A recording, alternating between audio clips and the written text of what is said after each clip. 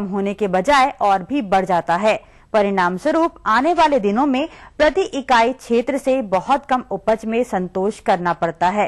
अतः किसान भाइयों, फलन की अवस्था पर बैगन की फसल में लगने वाले कीट व रोगों का प्रबंधन कैसे किया जाए जिससे कि रोग व कीट मुक्त रहते हुए फसल से अच्छा उत्पादन मिल सके। इस विषय पर जानकारी के लिए हमारे बीच उपस्थित हैं जबलपुर के विषय विशेषज्ञ डॉक्टर A.K. गौतम।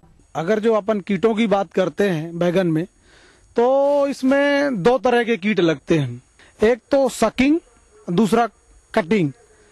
रस चूसने वाले मुख्यतः जो बैगन में सबसे ज्यादा नुकसान करते हैं जैसिड, और दूसरा सफेद मक्खी जो बहुत ही बारीक होती है, जिसको अपन तेज धूप हो तो आंख से देख नहीं सकते। लेकिन जो जैसिड जो है बादलों के मौसम में ज्यादा इसका प्रकोप होता है, तो ये पौधों की पत्तियों में नीचे रहकर ये रस चूसता है, जिससे पौधा कमजोर हो जाता है। जो पौधा कमजोर हो जाता है तो उसमें पुष्पन कम होते हैं, फल कम लगते हैं। इसके बाद जो सफेद मक्खी है वो भी रस चूसने का काम करती है, जिससे पौधों में प्रकाश संश्लेषण की क्रिया कम होती है, पत्ते पीले पड़ जाते हैं और वायरस को फैलाने का भी काम करती है। इन कीटों के नियंत्रण की अपन को नीम का तेल को यूज करना चाहिए। नीम का तेल 1 लीटर पानी में 5 ml डाल के घोल बना के और उसका स्प्रे करना चाहिए। इसके बाद भी नहीं होते तो हमें कम तीव्रता वाले इंसेक्टिसाइड, कीटनाशक का उपयोग करना चाहिए। इसमें मेटाक्लोरोफिल है, घोल बना के इसमें छिड़काव कर देते हैं। छिड़काव करते समय ध्यान रखें कि सुबह या शाम करें। इसमें एक और बहुत महत्वपूर्ण कीट है जो कि बैगन को बहुत ज्यादा नुकसान पहुंचाता है, तना भेदक, फल भेदक कीट। तो ये क्या करता है कि इसका जो प्रौढ़ होता है ये डंक गड़ा के तने में उसमें अंडे दे देता है और वो अंडे वही मेगट बन जाता है। और वो मेगट क्या है कि अंदर ही अंदर तने को खोखला करता है, खाता रहता है, और जब पौधे फलते हैं तो वही मैगट तने से निकल के और फलों में भी छेद कर देता है। और फलों में जो छेद कर देता है तो उसकी मार्केट वैल्यू 0 हो जाती है। इसके लिए है कि अपन प्रकाश प्रपंच का उपयोग करें। फेरोमोन टेप आता है एक, उसको लगा लेते हैं। और दूसरा क्या है कि पूरे खेत में टी आकार की खूंटियां गड़ा देते हैं। इसके बाद फिर अपन दवा का छिड़काव कर सकते हैं, जैसे क्लोरोपाइरीफास है। इसको 2 ml पर लीटर के हिसाब से घोल बना के और इसका अपन स्प्रे करते हैं बैगन की फसल में, जिससे कि इसमें बहुत ज्यादा इसका लाभ मिलता है फार्मर्स को। तो बैगन में तो इससे ज्यादा रोगों का प्रकोप नहीं है, लेकिन इसमें 2 रोग ज्यादा बहुतायत में पाए जाते हैं। एक तो बैगन का चुर्रा मुर्रा रोग है, वायरस जनित रोग है, और दूसरा लीफ स्पॉट, पत्ती धब्बा जिसको बोलते हैं। तो चुर्रा मुर्रा रोग के लिए तो ज्यादा कारगर उपाय नहीं है कि किसी हम दवा का उपयोग करें तो कंट्रोल एकदम से हो जाए। उसके लिए सबसे पहले ये है कि जैसे ही पौधे में खेत में एक आध पौधे भी दिखते हैं, उसके पौधे सिकुड़े हुए रहते हैं, पत्तियां उसकी सिकुड़ी हुई रहती है, उसको तुरंत पौधे को उखाड़ के एक तो कहीं दबा देना चाहिए, नहीं तो जला देना चाहिए। और दूसरा है पत्ती धब्बा रोग। तो इसमें पौधे में पहले आकार के धब्बे बनते हैं, जले से रहते हैं, और वो धब्बे रूप का आकार बढ़ता जाता है और पत्तियां फट जाती हैं। तो इसके कंट्रोल के लिए अगर जो बात करें तो अपन बोबस्टीन 2 ग्राम पर लीटर के हिसाब से घोल बना के इसका स्प्रे कर सकते हैं। तो किसान भाइयों, मेरे द्वारा बताए गए समन्वित उपायों को अमल में लाके उपयोग करके इनसे निश्चित रूप से लाभ कमाया जा सकता है।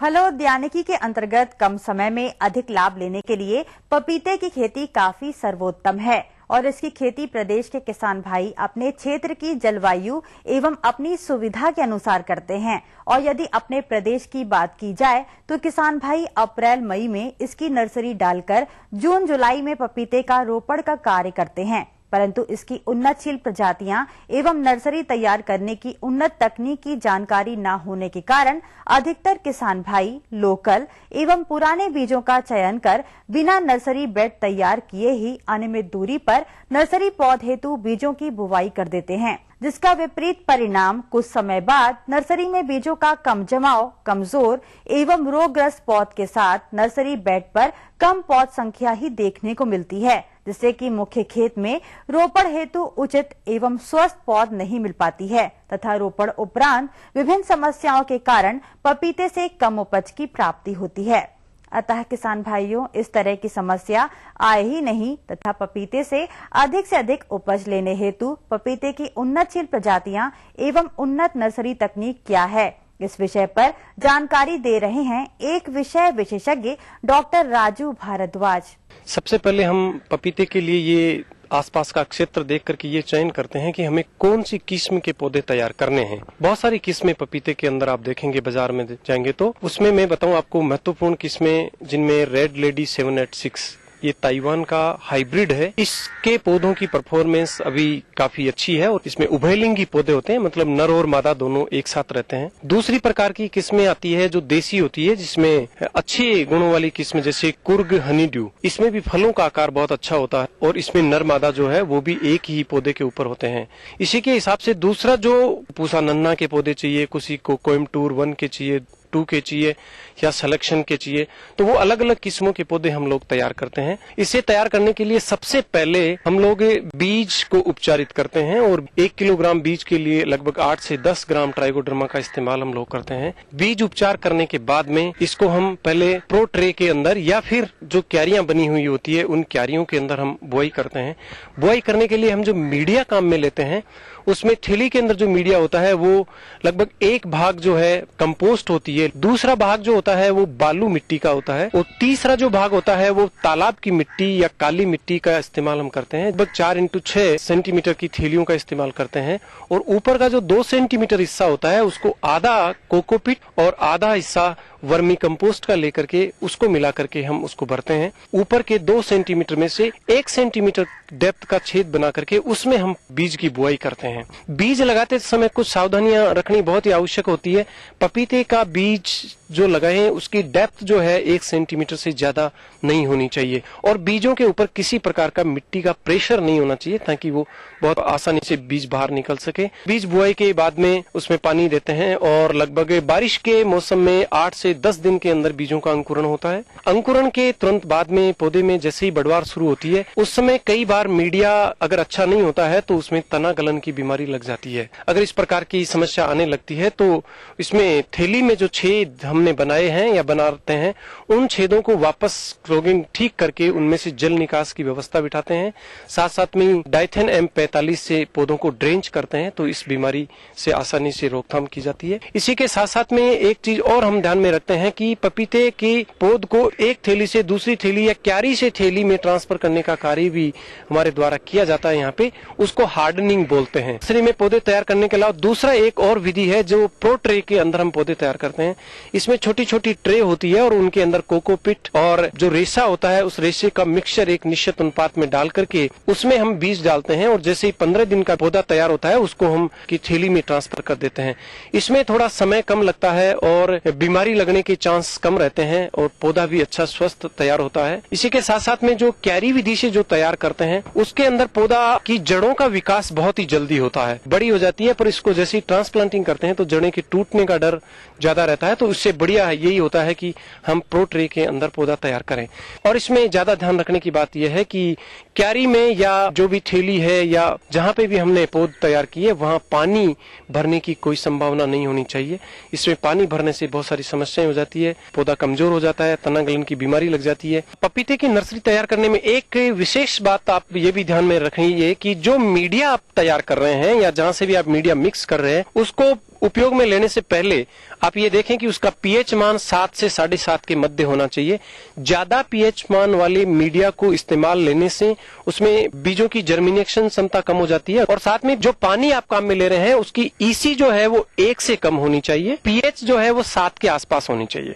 प्रारंभिक अवस्था में जो बीजों के ऊपर पानी आप दे रहे हैं वो हमेशा झारे से देना चाहिए, कभी भी क्यारी में पानी भरना नहीं चाहिए। झारे से उसी अनुसार सुबह शाम दोनों टाइम पे थोड़ा थोड़ा पानी दें, बार बार पानी दें और नर्सरी अवस्था में खुली रोशनी के अंदर पौधों को नहीं आने दें। और इस अवस्था में एक और बात ध्यान रखनी होती है कि इसमें किसी भी प्रकार के कीट नर्सरी के अंदर नहीं होने चाहिए। कीटनाशी और फफूंदनाशी दवाइयों का स्प्रे करके उसको जीवाणु कीटाणु मुक्त रखें ताकि प्रारंभिक अवस्था में पौधे में किसी भी प्रकार के कीट और बीमारियां नहीं लगें। इस प्रकार से हम जो है पपीते की पौध तैयार कर सकते हैं।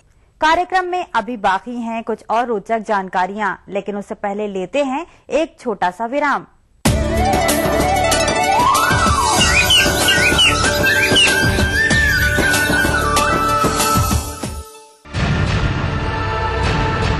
सभी धान उत्पादक किसानों की गंभीर भयावह बोझ बनती समस्या तथा कम होती आय के कारक है हानि पहुंचाने वाले कीट एवं रोग। क्या इस जटिल होती समस्या से निजात पाने हेतु है कोई कम लागत में पर्यावरण मित्रवत समाधान? जी हाँ, ईटीवी अन्नदाता आपके सामने प्रस्तुत करता है धान में समेकित नाशी जीव प्रबंधन वीसीडी के रूप में। वीसीडी के लिए संपर्क करें अन्नदाता, रामोजी फिल्म सिटी, हैदराबाद।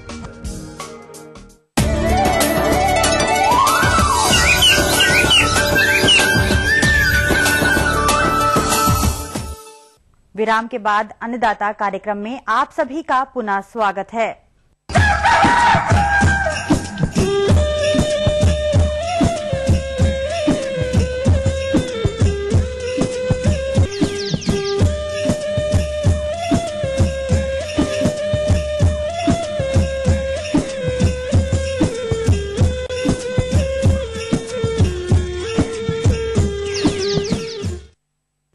मुर्गी पालन का कार्य बहुत पहले से ही लघु एवं भूमिहीन किसान भाई देसी मुर्गियों को अपने घर के पिछवाड़े दरबों में रखकर पालन करते हैं, परंतु देखा जाता है कि इन देसी एवं लोकल नस्लों की मुर्गियों को 5 से 6 महीने पालने के बावजूद भी आधा किलो वजन तक ही तैयार हो पाता है, जो कि व्यावसायिक दृष्टिकोण से सही नहीं है। बैकयार्ड मुर्गी पालन करने वाले किसान भाइयों को बैकयार्ड मुर्गियों की सही नस्लों की जानकारी न होने के साथ साथ उनके प्रबंधन की जानकारी का अभाव देखा जाता है।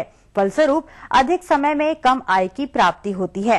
परंतु आज आपको मिलवा रहे हैं ग्राम धपारा, जिला सिवनी के मुर्गी पालक रतन सिंह ठाकुर से, जो कि बैकयार्ड मुर्गी पालन के तहत अच्छी नस्लों का पालन करते हैं एवं 4 महीने उपरांत बेचकर अच्छी आय कमा रहे हैं। तो आइए मिलते हैं उन्हीं से और जानते हैं उनके अनुभवों को।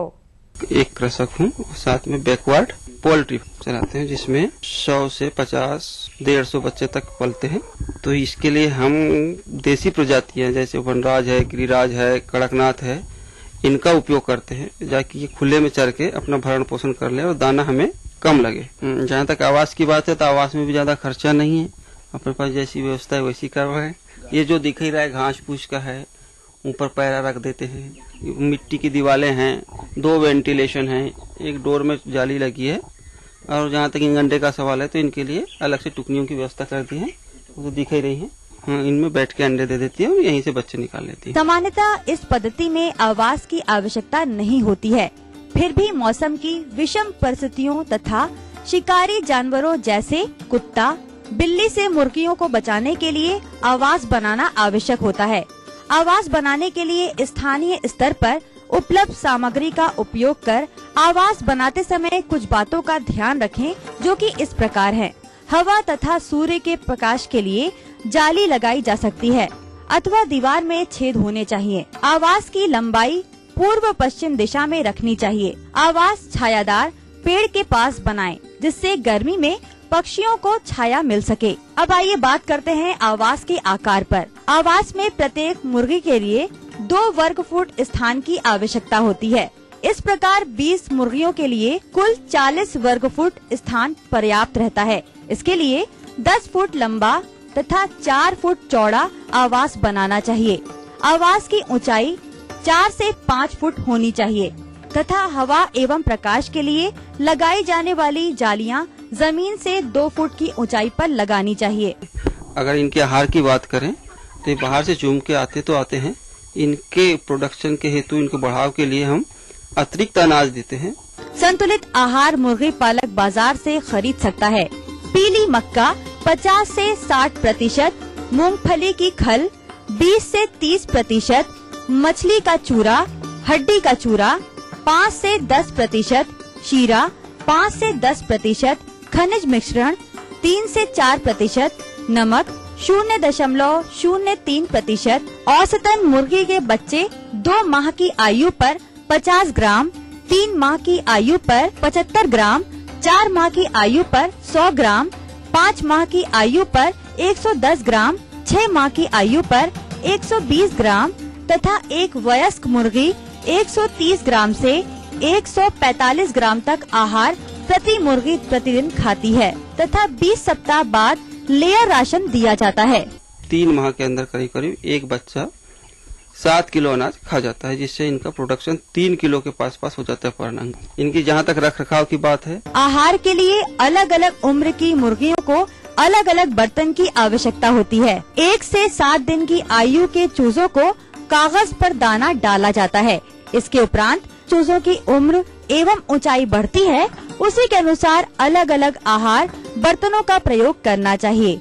आहार के बर्तन इस प्रकार के होने चाहिए कि पक्षी दाना आराम से खा सके तथा दाना व्यर्थ भी ना जाए। पानी के बर्तन छोटे चूजों के लिए छोटे तथा बड़ी मुर्गियों के लिए बड़े बर्तन उपयोग में लाने चाहिए। इनके जहाँ तक प्रोडक्शन का सवाल है तो इनके जो बच्चे हैं इनको ज्यादा दिन हम 8 से 10 दिन मुर्गियों के साथ रखते हैं, उसके बाद हम फ्री कर देते हैं। हाँ, ज्यादा देखभाल की जरूरत भी नहीं है, ज्यादा सेंसिटिव भी नहीं होता है। थोड़ा बहुत अनाज देके इनको बड़ा कर लेते हैं, फिर चरने छोड़ देते हैं। इनको ज्यादा आवश्यकता भी नहीं, इनके अंडों को मुर्गी ही सेक के निकाल लेती है बच्चे। अगर इनकी स्वास्थ्य सुरक्षा की बात करें तो इनको ज्यादा बीमारियां भी नहीं आती हैं, फिर भी अपनी सुरक्षा के हिसाब से इनको टीका कर देते हैं, है ना। जैसे वैक्सीन हुआ, गैम्बरो हुआ, 14 दिन तक रानी कॉक्सीटॉक्सिन, ये 3 टीके करने के बाद ये एकदम सुरक्षित हो जाती है। इससे इनकी बीड भी काम आ जाती है हमको, इनसे जो अंडा उत्पादन होता है ये भी देने लगती है और खुद का प्रोडक्शन भी चालू हो जाता है। इनसे ब्रीडिंग करा के बच्चे भी निकाल लेते हैं। साल में कम से कम 3 बार, मतलब 4-4 माह के बाद में 3 लाट निकल जाते हैं। 3 लाट में मिनिमम भी 100 बच्चे के लाट पे 10,000 रूपये पर लाट के हिसाब से वर्ष में 30,000 रूपये पर आमदनी हो जाती है।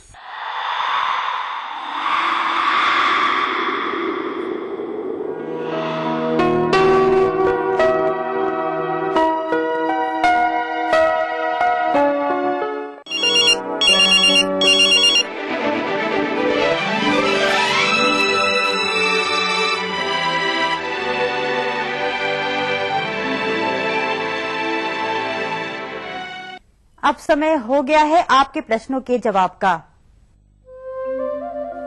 निःशुल्क फोन संपर्क सेवा के माध्यम से आज हमने पहला प्रश्न जो कार्यक्रम में शामिल किया है वह है ग्राम नागदा, जिला उज्जैन के कृषक घनश्याम पाटीदार का। यह अनाज के सुरक्षित भंडारण की जानकारी चाहते हैं, तो घनश्याम पाटीदार जी विस्तार से जानकारी हेतु देखें यह प्रस्तुति। की कटाई एवं गहाई का कार्य चल रहा है। कुछ किसान तो गहाई कर अपने उत्पाद को तुरंत बाजार बेचने के लिए ले जाते हैं, लेकिन कुछ किसान अनाज को भंडारित भी करते हैं। अतः जो किसान अनाज को भंडारित करने जा रहे हैं, उन्हें चाहिए कि भंडारण पूर्व कुछ पहलुओं का अवश्य ध्यान रखें, क्योंकि भंडारित अनाज को विभिन्न कीटों जैसे खपरा, अनाज भेदक, घुन, पतंगे आदि प्रमुख हैं। इसके अलावा अधिक नमी एवं तापमान पर भंडारण गृहों में कवक इत्यादि सूक्ष्म जीव पनप जाते हैं, जिससे कि अनाज की सड़ने की समस्या रहती है। एक वांछित स्तर से अधिक मात्रा में नमी होने पर कीटों द्वारा हानि भंडार गृहों में होती है। यदि भंडारण से पूर्व अनाज को भली भांति सुखाकर इनमें नमी की मात्रा को 8 से 10% कर दिया जाए तो खपरा, भृंग को छोड़कर अन्य कीटों का आक्रमण नहीं होगा तथा भंडारण संरचना में ऑक्सीजन की मात्रा को कम कर दिया जाए तो भंडारण में पाए जाने वाली कीटों की सक्रियता एवं उनके द्वारा होने वाली हानि में कमी हो जाती है। सामान्यतः 25 से 32 डिग्री सेल्सियस तापमान भंडार गृहों में लगने वाले कीटों की वृद्धि, सक्रियता एवं प्रजनन के लिए उपयुक्त होता है। अतः भंडारण संरचना में तापमान को इस सीमा से कम ही रखा जाए। किसान भाइयों, अब बात करते हैं भंडारण में होने वाली हानि को कम करने के उपाय की, जिसके अंतर्गत फसल की कटाई एवं गहाई उपयुक्त समय पर करनी चाहिए। समय से पूर्व तथा विलंब से कटाई करने पर हानि की संभावना ज्यादा रहती है। गहाई से पूर्व खलिहानों को अच्छी तरह साफ कर लें तथा इसके आसपास फैले कूड़े करकट तथा पुराने फसल अवशेषों को नष्ट कर दें। फसल की गहाई एवं मड़ाई पक्के फर्श वाले साफ सुथरे खलिहान में करें। भंडारण से पूर्व अनाजों में नमी 11 से 12%, दलहनों में 10 से 11% तथा तिलहनों में 8 से 10% से अधिक नहीं होनी चाहिए। यदि अनाज का भंडारण बोरियों में करना हो तो फर्श पर लकड़ी के तख्तों या पॉलिथीन की चादर बिछाकर उन पर बोरियां रखें। अनाज के भंडारण में भंडार गृह या गोदामों की संरचना का महत्वपूर्ण स्थान है। भंडारण संरचनाओं का चयन करते समय निम्न पहलुओं का ध्यान रखना नितांत आवश्यक है। चूहे, चिड़ियों एवं कीटों के प्रवेश की संभावना नगण्य हो। नमी एवं तापमान नियंत्रण की व्यवस्था हो। आवश्यकता पड़ने पर संरचना को वायु रोध बनाया जा सके। आधुनिक एवं वैज्ञानिक भंडारण संरचनाओं का उपयोग करके भंडारण में होने वाली हानि को काफी हद तक कम किया जा सकता है। अनाजों के भंडारण से पूर्व भंडारण संरचना को पूर्णतः कीट रहित कर लेना चाहिए। गोदाम की दीवारों एवं फर्श की सभी दरारों एवं छेदों को बंद करके नीला थोथा मिश्रित चूने से पुताई करनी चाहिए। गोदाम की दीवारों, छत एवं फर्श को मेलाथियान 50 EC 1 मिलीलीटर प्रति लीटर पानी में घोलकर छिड़काव करें। इसी प्रकार अन्य भंडारण संरचनाओं का भी मेलाथियान द्वारा उपचारित कर कीट रहित कर लेना चाहिए। गोदाम में उड़ने वाले कीट पतंगों के नियंत्रण हेतु डाइक्लोरैक्स 10 किलोग्राम प्रति 3 लीटर पानी में घोलकर 100 वर्ग मीटर छेद की दर से छिड़काव करें या निम्न में से किसी रसायन द्वारा गोदाम को प्रधूमित कर लें। एल्युमिनियम फॉस्फाइड 3 ग्राम प्रति टन अनाज की दर से गोदाम को प्रधूमित करें। EDB एम्यूल्स तरल इथाइलिन डाइब्रोमाइड की 3 मिलीलीटर मात्रा प्रति क्विंटल अनाज के प्रधूमन के लिए पर्याप्त है। भंडार गृह एवं गोदामों को प्रधूमित करने से पूर्व इनको पूर्ण रूप से वायु रोधी कर लें तथा इनके दरवाजों, खिड़कियों एवं रोशनदानों को प्रधूमित करने के बाद गीली मिट्टी से लिपाई कर दें। प्रधूमन के 15 दिन बाद गोदाम को खोल करके इसमें कीट नियंत्रण को सुनिश्चित कर लें। यदि समुचित कीट नियंत्रण न हो तो गोदाम को पुनः प्रधूमित करें। यदि अनाज का भंडारण अगले वर्ष के लिए बीज हेतु करना हो तो इसके लिए 1 क्विंटल में 250 ग्राम मेलाथियान चूर्ण 5% की दर से मिलाकर रखें। इस प्रकार के अनाज का प्रयोग मानव एवं पशु के उपयोग के लिए कभी न करें। भंडार गृहों में चूहे भी बहुत हानि पहुंचाते हैं। इनसे रक्षा हेतु भंडार गृह चूहा रोधी होने चाहिए। यदि इनमें चूहों के बिल हों तो सीमेंट तथा चूने के मिश्रण में कांच के टुकड़े मिलाकर इन बिलों को बंद कर दें। चूहों के नियंत्रण हेतु चूहा मारने वाले विषयुक्त चुग्गों का प्रयोग किया जा सकता है। इसी कड़ी में दूसरा प्रश्न जो कार्यक्रम में शामिल किया है वह है ग्राम पनागर, जिला जबलपुर के कृषक हरिप्रसाद चौरसिया जी का। यह नवरोपित पान बरेजा के प्रबंधन की जानकारी चाहते हैं तो हरिप्रकाश चौरसिया जी, आप इस संबंध में विस्तृत जानकारी हेतु देखें कार्यक्रम का यह अंश। बरेजा जो बनता है ये बड़ी लागत से बनता है। जो अपन बरेजा बनाते हैं उसको बहुत मजबूती से बनाते हैं। उसको चारा नया छाना चाहिए और बांस अच्छे किस्म के लगाना चाहिए जो कि हवा तूफान से गिर ना सके। ऐसा कि कम से कम 3 साल बांस तो चले। उसको नीचे से अपन तोड़ के सड़ा हुआ निकाल के और नीचे गड़ा देते हैं। ऐसे कराते वो 3 साल तक वो बांस चलता है। प्लास्टिक की जो कैन वगैरह है उससे फिर बांध और अच्छी तरह से छा देते हैं जिससे बरसात में गिर ना जाए। एकदम से छाया भी नहीं, घमछैया रहना चाहिए। बरेजे में टटिए हैं वो अच्छी मजबूती से बांधें जिससे हवा न अंदर बढ़ सके। और बरेजे में बढ़िया फर्स्ट क्लास 1 नंबर की साफ सफाई रहना चाहिए। कोई घास कूड़ा ना रहना चाहिए और निदाई गुड़ाई करते रहो। और इसके बाद में नई मिट्टी डालते हैं और गोबर की खाद, खरी वगैरह ये सब डालते हैं जिससे अपन को अच्छी फसल मिल सके। तो इसमें सरसों की खरी डालते हैं घोल के, उसको गला लेते हैं और गलाए के बाद में 4-5 दिन के बाद में खरी डालते हैं। कम से कम एक पारी में आधा किलो 3 पाव जरूर पड़ना चाहिए। और गोबर है तो एक लेन में कम से कम 10-11 किलो तो जरूरी होना चाहिए। जैसे 50 पारी का बरेजा है, उसमें 1 टाली आप गोबर डाल दीजिए, उससे अच्छी फसल मिलेगी और बेल भी अच्छी रहेगी। हमें खाद देने के बाद में नई मिट्टी चढ़ाते हैं, हर साल इसको बढ़ाते हैं। तो पानी बरसात का बाहर बरीजे के निकलना चाहिए, इतना ऊंचा रहना चाहिए। मिट्टी भरते रहो, अच्छी फसल मिलेगी अपन को। किसान भाइयों, आवश्यकता अनुसार सिंचाई करते रहना चाहिए। कीड़े आते हैं, उसका नीम का एक तेल आता है, तो उसको कम से कम एक पंप में 50 ml घोल बना के उसका छिड़काव करना चाहिए, उससे कीड़े नहीं रहते और खाने में भी नुकसान नहीं देता। वो पान वाली पत्ती है, इसको जरपेड़ी से उखाड़ के और बरेजे के काफी दूर फेंको, जो कि बीमारी आ ना सके। और बोडो मिक्सचर का भी छिड़काव करते रहो।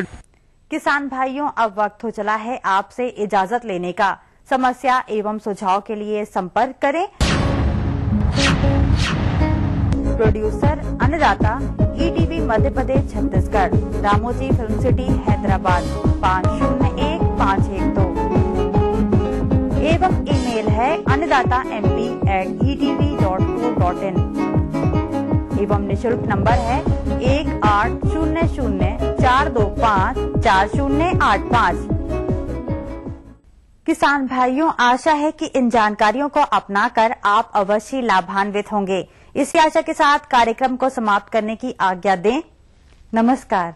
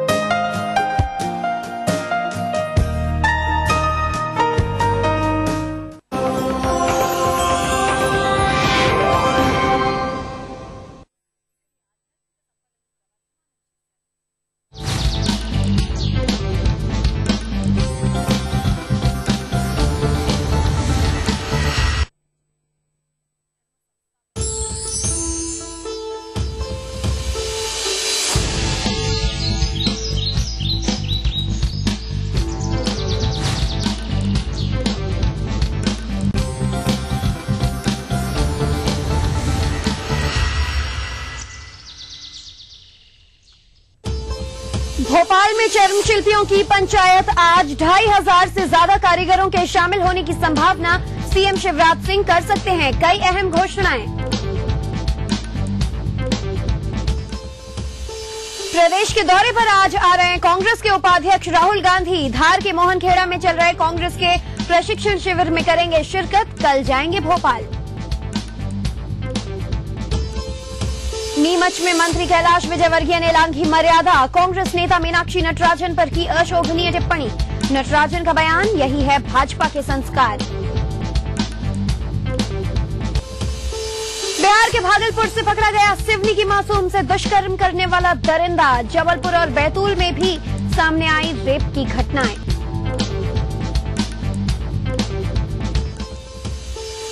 और मास्टर ब्लास्टर सचिन तेंदुलकर आज मना रहे हैं अपना 40वां जन्मदिन। इंदौर में फैंस ने उत्सव की तरह सेलिब्रेट किया सचिन का बर्थडे।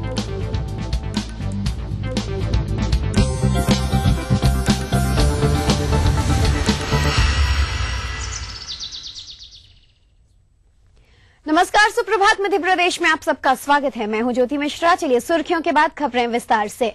मुख्यमंत्री शिवराज सिंह आज प्रदेश भर में चमड़े का काम करने वाले शिल्पियों से रूबरू होंगे। भोपाल में आयोजित होने वाली चर्म शिल्पियों की पंचायत में मुख्यमंत्री चमड़े के जूते, चप्पल, बैग, बेल्ट और दूसरे सामान बनाने वाले कारीगरों से बातचीत भी करेंगे। मुख्यमंत्री चमड़ा उद्योग में काम करने वाले कारीगरों से उनके क्षेत्र के लोगों की जरूरतों पर चर्चा करेंगे। इस पंचायत में 2500 से ज्यादा कारीगरों के शामिल होने की संभावना है। चर्म शिल्प पंचायत से पहले मंगलवार को मुख्यमंत्री शिवराज सिंह ने पंचायत के संबंध में सीएम हाउस में मुख्य सचिव आर परशुराम और संबंधित विभाग के अधिकारियों से चर्चा भी की। मुख्यमंत्री इस पंचायत में कई अहम घोषणाएं कर सकते हैं।